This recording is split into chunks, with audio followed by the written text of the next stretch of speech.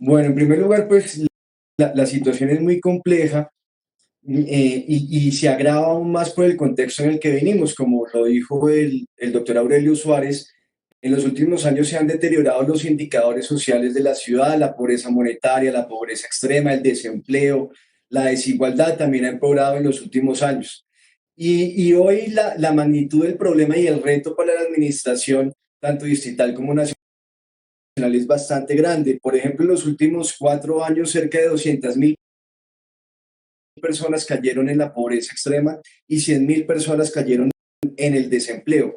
Y a esto se suma que en los últimos años también se han recortado los programas sociales. Solamente los programas de alimentación entre 2016 y 2019 sacaron a cerca de 60.000 personas de los programas de alimentación. Es decir, la situación de por sí es compleja y se agrava por la situación social de la ciudad.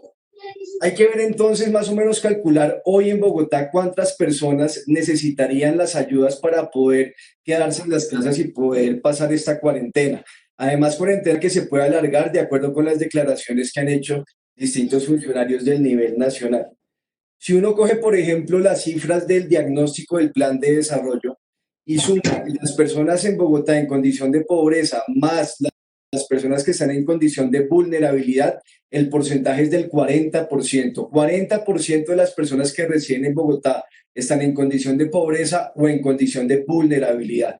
De acuerdo con el censo, en Bogotá hay alrededor de 7,2 millones de habitantes, es decir, el 40% de esa población que está en condición de pobreza o de vulnerabilidad es alrededor de 2,9 millones de personas. O sea, estamos hablando más o menos de 900.000 familias que necesitarían algún tipo de ayuda porque son o personas pobres o que están en condición de vulnerabilidad.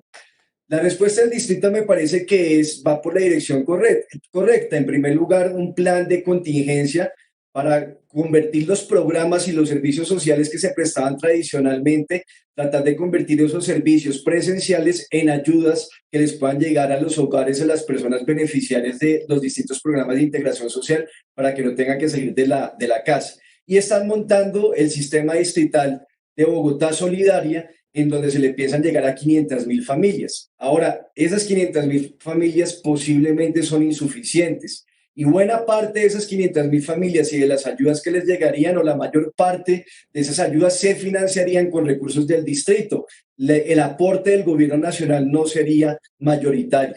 Y es necesario ampliar ese número de familias, de acuerdo con las cifras que aquí ya expliqué, y para ampliarlo se requieren recursos del gobierno nacional. El concejal Jeffer Vega preguntaba de si se requieren más recursos. Yo creo que sí, de acuerdo con las cifras que les estoy dando, y es necesario que el gobierno nacional acuda a medidas mucho más extraordinarias, que se salgan de la ortodoxia para poder atender este problema. Esta financiación del gobierno nacional podría dedicarse a programas como el que planteó el doctor Aurelio Suárez, programas de empleo público. O sea, salirse pues de la mentalidad tradicional y lograr que con esa financiación del gobierno nacional se implementen planes mediante los cuales a personas que están en vulnerabilidad, el mismo Estado los contrate para realizar una serie de acciones y de prestarles servicios que la ciudad necesita hoy. Por ejemplo, en otras ciudades, y también lo planteó el experto que habló de la Universidad de los Andes, en otros países lo que han hecho es coger a personas que caen en el desempleo o están en el desempleo y las contratan los estados para que realicen labores como la desinfección de las ciudades.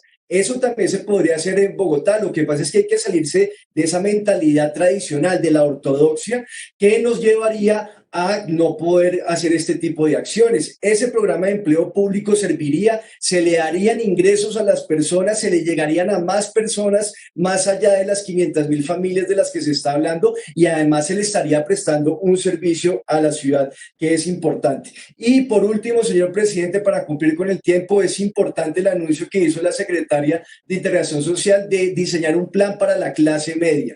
Ya se ampliaron los plazos de pagos de tributos, esto alivia algo los gastos.